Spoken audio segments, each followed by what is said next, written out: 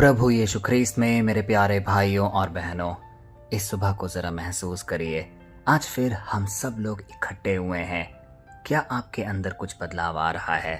क्योंकि सोचिए, हर दिन जब हम पिता परमेश्वर से एक बातचीत करते हैं, उनसे वचन ग्रहण करते हैं, तो वह हमारे अंदर एक बीज की तरह उगता ही चला जाता है।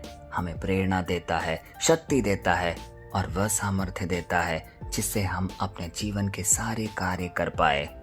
उसी की कड़ी में आज का वचन भी हमें ढारस देने के लिए आया है।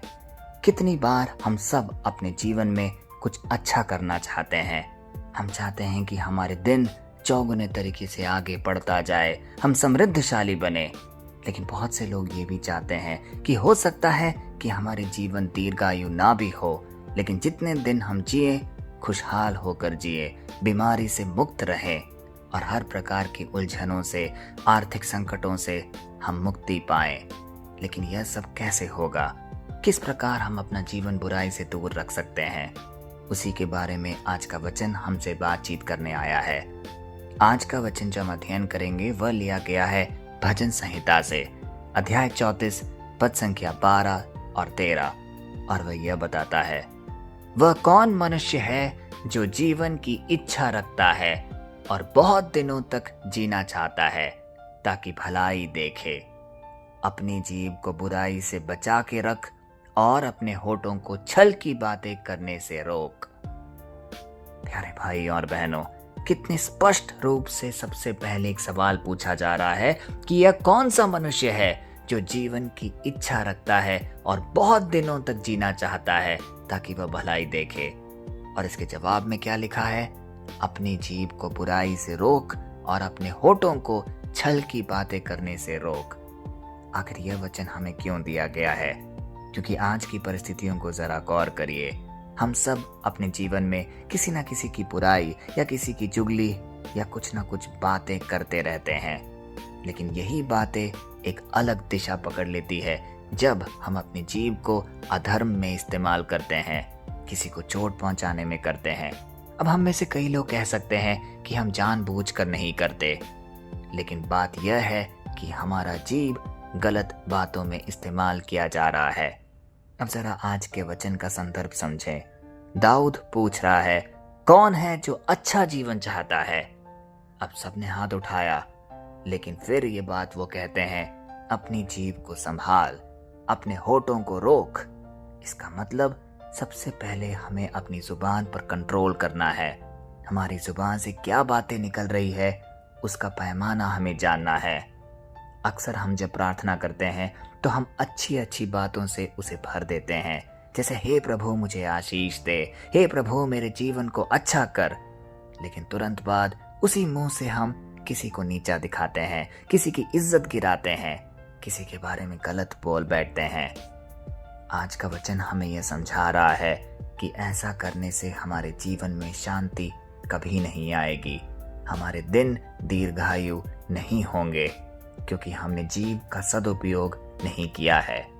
अब जरा बाइबल में देखिए, याद है जब पतरस ने यीशु को नहीं पहचाना था, 3 बार उसने कहा मैं उसे नहीं जानता। वही मुंह जो पहले कह रहा था मैं आपके साथ हूँ, साथ साथ यीशु मसीह के हर पद पर वह चलता गया, लेकिन वही मुंह डर में झूठ बोल गया, डर में सहम गया। और इन सब के बाद क्या हुआ? पतरस रोया, क्योंकि उसे समझ आ गया कि शब्द कितनी बड़ी गलती कर सकते हैं। उसके जीभ ने अपराध किया है।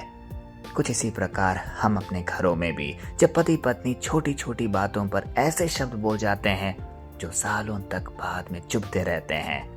माता पिता बच्चों से ऐसे बोल देते हैं, तू कभी कुछ नहीं कर सकता, तू तो नालायक है, और कितनी ही बातें। और वो बच्चा वही मानने लगता है जो उसे कहा गया है, वह उसके मन में घर कर जाता है। दोस्तों में देखिए, हंसी मजाक के नाम पर हम दिल तोड़ देते हैं, कुछ ऐसा कह जाते हैं जो जख्म दे देता है अगले इंसान को, और फिर हम कहते हैं मैं तो मजाक कर रहा था।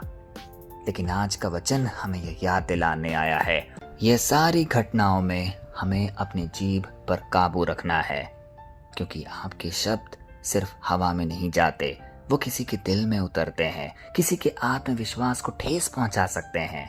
और सबसे बड़ी बात, आपके खुद के जीवन को एक बहुत बड़ी तरीके से असर कर सकता है। प्यारे भाइयों और बहनों, हो सकता है कि हम ये तर्क दे कि मैंने तो वो सब गुस्से में कह दिया था, मैं तो सच ही बोल रहा था, मेरी जुबान थोड़ी तेज है। लेकिन ये सारे बहाने हैं, क्योंकि एक बार जो वाक्य हमारे मुंह से निकल गया वो असर जरूर छोड़ती है। भले ही बाद में हमें पछतावा हो, लेकिन जो कह दिया उसे जख्म हो जाता है। परिस्थिति कभी अपने आप नहीं बदलती, वह तब बदलती है जब हम अपनी जुबान पर सही शब्दों का प्रयोग करते हैं। कभी अपने आप से आप पूछिएगा, क्या मैं दूसरों की बुराई करने में जल्दी हूँ? क्या मैं दूसरों की बातें सुनता हूँ और फिर जवाब देता हूँ? क्योंकि अक्सर जब हम जल्दी जल्दी प्रतिक्रिया देते हैं तो हमारी जुबान फिसल जाती है। क्या मेरे शब्द लोगों को चोट पहुंचा रहे हैं? क्या मैं वही हूँ जो बोलता हूँ? क्योंकि ये सारे सवाल हमारे व्यक्तिगत जीवन को एक आईना दिखा सकती है। इसीलिए आइए आज के वचन को अध्ययन करते वक्त कुछ पल अपने आप की हम सुने, अपने अंदर झांके और ये प्रार्थना करें, हे प्रभु, आज तक किसी भी तरीके से यदि मेरे जीभ ने किसी को चोट पहुंचाया है, किसी को घात लगाकर घायल किया है, तो उन सारे क्षणों को मैं आज आपके सामने समर्पित करता हूँ और उसके लिए क्षमा प्रार्थी हूँ। और आगे के जीवन के लिए तू मेरे जीभ पर कंट्रोल लेकर आ, एक संयम लेकर आ, जिससे मैं जो कुछ भी बोलूं तेरी प्रशंसा में ही बोलूं। आइए ये प्रार्थना बोले, हे प्रभु, आज हम तेरे सामने बस सारे क्षण, बस सारे किस्से लेकर आए हैं जिससे हमने दूसरों को चोट पहुंचाया है। हम जानते हैं कि हमारी जुबान ने कई बार दूसरों को दुख दिया है, पीड़ा दी है।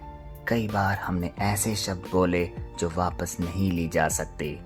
हे प्रभु, आज हम तुझसे छुपाना नहीं चाहते, हम सब कुछ तेरे सामने रखते हैं। तू हमारे दिल को देख और हमारे अंदर काम कर। आज जो भी ये सुन रहा है उसके शब्दों को तू बदल दे, उनकी जीभ को स्पर्श कर। जहाँ भी कटुता है वहाँ मिठास भर दे, जहाँ गुस्सा है वहाँ शांति भर दे। यीशु, हमारे मुंह को ऐसा बना कि जब हम बोले तो जीवन निकले, आशा निकले, सच्चाई निकले। आज जो इस प्रार्थना सभा में उपस्थित है, हर उस व्यक्ति को अपने स्पर्श से चंगाई दे, उनके शब्दों को सुधार, उसे एक नई शुरुआत दे। आज से उसका बोलना बदल जाए, उसका दिल बदल जाए। हम सबको तेरे जैसा बनने में मदद कर। यीशु मसीह के सामर्थी नाम पे ये सारी प्रार्थना हम करते हैं, आमीन। प्यारे भाई और बहनों, देखिए, जीवन को बदलने के लिए हम बहुत बड़ी चीजें ढूंढते हैं, लेकिन परमेश्वर हमसे आज क्या कह रहा है? सबसे पहले शुरुआत अपनी जुबान से करो। थोड़ा हम कम बोलें, सोच कर बोले और जहां तक हो सके अच्छा बोले। और अगर आपने किसी को शब्दों से चोट पहुंचाई है तो आज वह सुनहरा मौका है, हो सके तो ठीक कीजिए, क्योंकि शब्द छोटे हो सकते हैं लेकिन उनका असर जिंदगी भर रहता है। कल फिर हम मिलते हैं, तब तक के लिए पिता परमेश्वर की असीम दया, कृपा और क्षमा में आपको, आपके परिवारजन को, आपके हर एक निवेदन को हम प्रस्तुत करते हैं, पिता, पुत्र और पवित्र आत्मा के नाम पर, आमीन।